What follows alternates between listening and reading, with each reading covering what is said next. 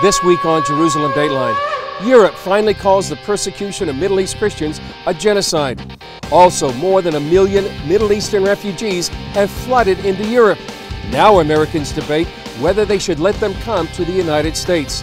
Plus, diamonds are a girl's best friend. Find out how Israel has become a global player in the diamond industry. Hello and welcome to this edition of Jerusalem Dateline. I'm Chris Mitchell. The European Parliament has declared the slaughter of Christians and other religious minorities by ISIS a genocide. In an historic move, the Parliament passed a resolution calling the atrocities by the Islamic terror group crimes against humanity. George Thomas has that story.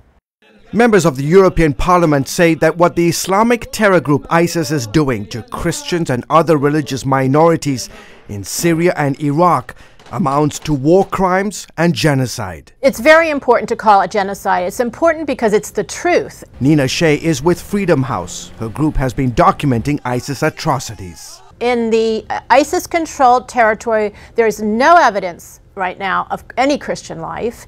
All the Christians have either been killed or driven out. The Yazidis, thousands of them, their women are now sex slaves. The resolution by the European Parliament says those who intentionally commit atrocities for religious or ethnic reasons must be charged with crimes against humanity. And if we take this solemn vow of never again, as we have since the Jewish Holocaust under the Nazis, we have to call it as such for the Christians. Former Congressman Frank Wolf, who has for decades given voice to persecuted Christians around the world, welcomed the unanimous vote, saying it finally recognizes the pain and suffering of those living under constant ISIS threat. To call it genocide would honor those who have been the subject of genocide, so we remember. The plight of Middle East Christians is sobering. In Syria, the number of believers has plummeted from 1.2 million to less than 500,000.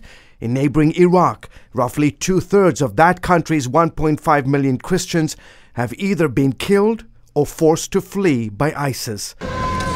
Shea is now calling on the White House to follow the European Parliament's example and label what's happening to Christians in the Middle East as genocide. There's a reluctance on the part of the administration to call it genocide against Christians. They have told us privately that they will call it genocide against Yazidis, but not Christians. On the other hand, Democratic presidential candidate Hillary Clinton has already said that ISIS is committing genocide. During a New Hampshire town hall in late December, Clinton says she was initially reluctant to use the word since it requires countries to take specific action to stop the genocide. Now, she's convinced otherwise. I am sure now we have enough evidence. What is happening is genocide, deliberately aimed at destroying not only the lives, but wiping out the existence of Christians and other religious minorities in the Middle East in territory controlled by ISIS. The European Parliament resolution calls on the International Criminal Court to begin investigating violations by ISIS against Christians, Yazidis, and other religious minorities. George Thomas, CBN News. During the U.S. presidential campaign, different topics have taken center stage. One of the hottest debates has been over the issue of immigration. President Obama wants to bring in more Syrian refugees, but that's facing serious pushback because some are concerned the United States would be importing terrorism. Dale Hurd reports on the potential intersection of immigration and Islam. As Europe's winter closes in on Syrian refugees, many find themselves out in the cold. The weather is cold. Please help. As America prepares to accept some of them, many are asking which of them are true refugees. What is America's role, if any, in helping them? And how many of them are ISIS? I take ISIS at its word when it says we want to exploit the refugee program to infiltrate the West. President Obama says Syrian refugees are less dangerous than tourists, and he wants to bring in at least 10,000 in 2016. But warning signs abound. The Germans say almost 1 out of 3 migrants are lying about being Syrian. The Czech president has warned that Europe is facing an organized invasion and not the spontaneous movement of refugees. One young refugee told this Swiss newspaper he met many radical Muslims on his way to Europe. And FBI Director James Comey has warned Congress that Syrian refugees cannot be properly vetted. It's not just those who come in here who specifically intend to be part of plots to kill Americans. It's also those who may be most easily recruitable in the years to come. Clifford May, president of the Foundation for Defense of Democracies, says it would only take a few terrorists to get through. There were only a handful of people involved in the 9/11 attacks. Just a handful. Is that okay? Are we willing to have a 9/11 attack every 1 year, every 3 years, every 5 years? Presidential candidate Donald Trump has called for a temporary ban on all Muslim immigration. But when you actually crunch the numbers, those who have gone through the actual refugee vetting process have so far committed no acts of terrorism on American soil. There have been no refugees admitted since 9/11 who have committed a terrorist attack in the United States. Immigration policy analyst Alex Nelrasta says Syrian refugees in America would not come through Europe, but from camps in the Middle East. And very few would-be terrorists could make it through the refugee process. The first level of checks to the refugee system is done by the UN, where they reject 99% of applicants. There are an additional 21 different steps undertaken by the U.S. government that a refugee must go through in order to come to the United States. For a Syrian, that takes about 3 years to go through to come here. So it's a very safe system. It is the hardest way to come to the United States. There are easier ways for a terrorist to enter the U.S., like green card fraud or a student visa, or simply walking across the border. But what this debate seems to really be about is the religion of the refugees, Islam, and if Islam makes them a potential danger. President Obama, who continues to have trouble saying the words Muslim terrorism, seems to view Islam as the same as other religions. But many former Muslims disagree. Is it? Is it the same as other religions? No, it's not. Islam is different than other religions because Islam does not accept any law besides Allah's law. We asked Brother Rashid, a former Muslim who now hosts a popular Arabic TV program called Daring Questions, if some Muslim migrants are coming to the West not as guests, but as conquerors. Of course. I have family members in Europe and they think the same thing. I visited them and they think that Europe, they hate Europe, they hate the West, they hate their way of life, so they are there to change them. Brother Rashid says he does not believe, as some do, that every Muslim is a potential terrorist, because he says many Muslims are not serious about their faith. But he warns that all a Muslim needs to do, like the San Bernardino bomber, is suddenly decide to follow the Quran completely. He says that is precisely what ISIS has tried to do. These guys are devout Muslims. They are not just a bunch of terrorists who did not understand Islam. All these guys understood Islam, studied it. Al-Baghdadi, the head of ISIS, is a PhD holder in Islamic studies, so he must understand Islam to get a PhD. There are more concerns about Muslim refugees. Polls show most Muslim countries are overwhelmingly anti-Semitic. One survey found that almost 80% of Syrians support the Palestinian terror group Hamas. Polls show most Americans overwhelmingly oppose accepting Syrian refugees, and over 30 states have refused to accept them. America is not only a land of immigrants, it is the most charitable nation on earth. But when it comes to allowing in some Muslim refugees, Americans may be forced to choose between charity and safety. Dale Hurd, CBN News. Coming up, an up-to-date look at the status of the Islamic State, where they're winning and losing. Welcome back to Jerusalem Dateline. Many wonder how the battle against ISIS is going. We talk with Middle East expert Jonathan Spire, who just came back from the front lines of the war. He gave us a report that's a combination of the good, the bad, and the ugly. Jonathan Spire, great to see you again here on Jerusalem Dateline, and glad you're back safely from Syria and in Iraq. Thank you very much, Chris. Nice to be here. Can you tell us what your experiences was there in Syria just a few weeks ago? Yeah, well, we were really there to try to research a new military alliance called Syrian Democratic Forces, which is the alliance which is currently allied with United States air power in the fight against Islamic State. So how would you describe the state of the Islamic State right now inside Syria? Well, the Islamic State is certainly, still in existence and is nowhere close to being destroyed. Having said that, it is no longer expanding. ISIS have a central slogan, which is Baqiya wa tatamaddad in Arabic, which means remaining and expanding. As of now, I would say the Islamic State is remaining, but it's not only no longer expanding, but it is in fact contracting. ISIS have lost a town called Al-Hawl, which enabled the SDF guys to cut Highway 47 between Raqqa and Mosul. They just lost the Tishreen bridge across the Euphrates River. It sounds like a small detail, but it's important because it was the last bridge across that river that ISIS controls, which means if they wanted to bring forces quickly from further west, from Aleppo province to Raqqa city, to defend it, it would now take them about twice or 2.5 times as long as it took them before they lost that bridge in December 27th. So the sense is, they're losing ground. In terms of their internal arrangements of the Islamic State, still pretty much intact. ISIS rules with an iron hand in those areas. All chance of dissent, is immediately punished in the most brutal of ways. So there's no sense of ISIS facing a challenge from within anytime soon. But at the same time, fewer foreign volunteers. The flow of foreign volunteers is still coming, but much less than before, considerably less than before. There's a shortage of money. They just reduced the salaries given to fighters, was an indication of that.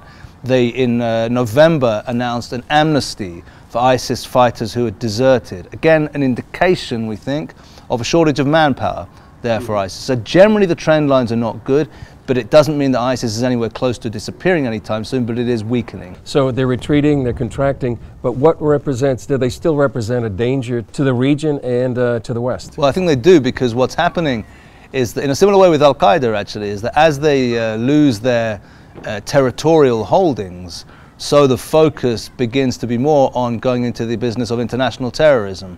And we can trace that in 2015. If we think of 2014 as being the great period of expansion for ISIS in Iraq and Syria, then they were very busy, expanding on the ground in those countries.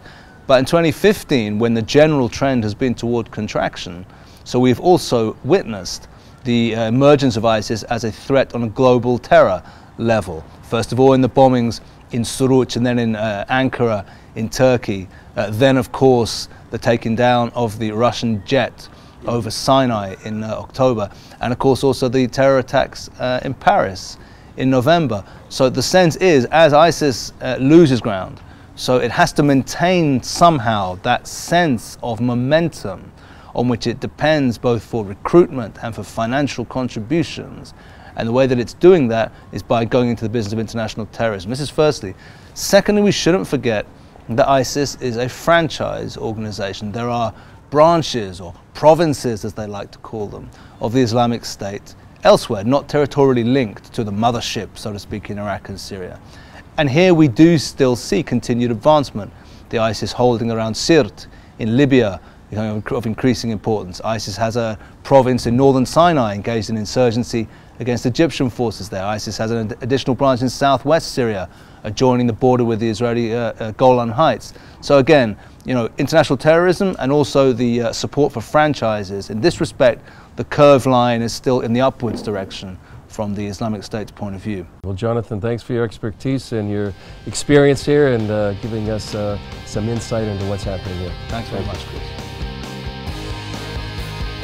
Up next, a new film tells the story of the resurrection through the eyes of a Roman soldier. Welcome back to Jerusalem Dateline. In just a few weeks, millions of Christians around the world will celebrate the resurrection of Jesus Christ. That resurrection took place not too far from where I'm standing right now. A new film called Risen tells that story through the eyes of a Roman soldier who doesn't believe. He's also out to disprove the disciples of Jesus. Ephraim Graham sat down with the star of the film, who calls the story the greatest murder mystery ever written. Risen is a masterful murder mystery. It's the resurrection story through the eyes of an unbeliever. British actor Joseph Fiennes plays Clavius, a man of war and death. A big attraction for me was the way his mind worked, but what I found, to get to his mind, I found that I had to take a physical route. I went to gladiator school in Rome. And how long did you stay, Clavius? I stayed long enough to never want to go back. No, I spent a good part of a week working with a brilliant set of guys, and what I learned from a military standpoint, really for me, was the way into the way the man was conditioned and the way that he thought. Clavius is an ambitious Roman soldier who first tries to prevent Christ's body from being stolen after his crucifixion. Then he sets out on an angry journey to find the body after it disappears from the sealed and guarded tomb. He's a bit of a detective. It's beyond us. Spare me the riddles and zealot babble. Where did you take Yeshua? Is he a goblin? A sprite? Alive again somehow? Open your heart and see. I see delusion. It doesn't matter. A matter? No. Then give me the others and I'll grant you freedom. I'm already free. I know it was a physical journey for you. Was it also emotional? Yes, it was emotional. We had a wonderful team of actors, and they were all very present and dedicated to the narrative. And it was all like any great narrative and any great movie. It's about relationships, and you know, I think your average good actor gets that and knows it and preps accordingly. So the disciples as a group of actors were incredibly bonded. They were a unit and a family. And I was very much polarized and outside of that. Mm-hmm. But when I got invited into the group, it was kind of like the arc of the film was pretty much the arc of my existence with them. I wouldn't have contact with them until we had kind of made those scenes where I had contact. So that became quite emotional, that journey. Director Kevin Reynolds shot the film in Spain and Malta, where Fiennes also had no contact with the actor who played Christ until their first scenes together. I don't know what to believe anymore. Did you find yourself connecting with Clavius a lot? I did. You know, filming's lonely. He's a lonely character. I think for me, you know, we all want a second chance. And I think that's the really interesting component, is that I think deep down, especially in regards to putting Yeshua to death or being present and ordering his death or being part of that squad, that deep down he wants a second chance, and part of that second chance is forgiveness. So he's really searching for something, and the answer is in this new cause. And I guess, you know, through lives, we all make mistakes, and we're always looking for that second chance. So I think a big component in the movie for me, and what I connect to with Clavius, is the sense of the second chance, even if it's something subconscious within him that hasn't quite bubbled to the surface or he's worked out. So I love that component. That second chance is exactly why Christ suffered, died, and was risen. Ephraim Gray, CBN News. Coming up, are diamonds really a girl's best friend? A look into one of Israel's biggest industries, diamonds.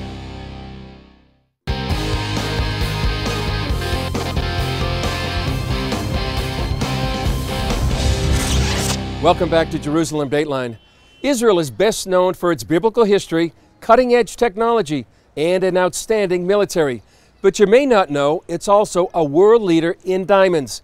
CBN News Middle East correspondent Julie Stahl has that story.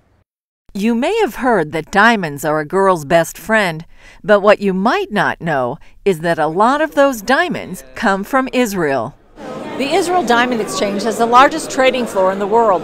Some say it's like shopping in a diamond supermarket. Israelis have a very special knack in being able to run around the world and are very, in the most positive way possible, aggressively pursue business. And you see Israelis in New York all the time, you see Israelis in the Far East, and it's become a very important hub for global distribution of diamonds. David Lasher is managing director of New York's Diamond Dealers Club. New York is the bedrock of the world diamond industry. You know, over 40% of the world's diamonds are consumed by the U.S. Israel is a very important partner in moving the goods through the world and to the U.S. The Israel Diamond Exchange boasts some 3,500 members. Shmuel Schnitzer is the lifelong honorary president of the Israel Diamond Exchange. It's not easy to become member here. You have to show your credibility in all aspects. Oddly enough, the diamond connection began in Europe because it was one of the few trades allowed to Jews. As Jews returned to the Holy Land, they brought their knowledge with them. It started in the 40s when Jews that ran away from Europe came to Israel, and they built the industry here. Since then, thanks God, we are growing and growing. In 1940, we had 70,000 US dollars exports. Today, we have about $7 billion only for polished diamond export. There are no diamond mines in Israel. All of its gems are traded, cut, and polished. Israel does not deal in conflict diamonds, the stones that are sold to finance civil war and bloodshed in Africa. Even today, the industry is very family-oriented, passing the business from generation to generation. We are a family. My father is a diamond manufacturer for 50 years. Yeah, and for 50 years we manufacture diamonds. Myself inside the business, I'm making diamond jewelry. And it's possible to spend a lot. This product, it's around $200,000. I have $150,000 to $200,000. The people that can buy this is or a wholesaler or a jewelry factory. But why are diamonds so enduring? Schnitzer says it's the combination of women's love for diamonds and their lasting value. That could be why diamonds are forever. Julie Stahl, CBN News, Israel Diamond Exchange, Tel Aviv, Israel. In case you're wondering, they didn't give Julie any samples. That's it for this edition. Thanks for joining us. Remember, throughout the week, you can follow us on Facebook and Twitter. I'm Chris Mitchell. We'll see you next time on Jerusalem Dateline.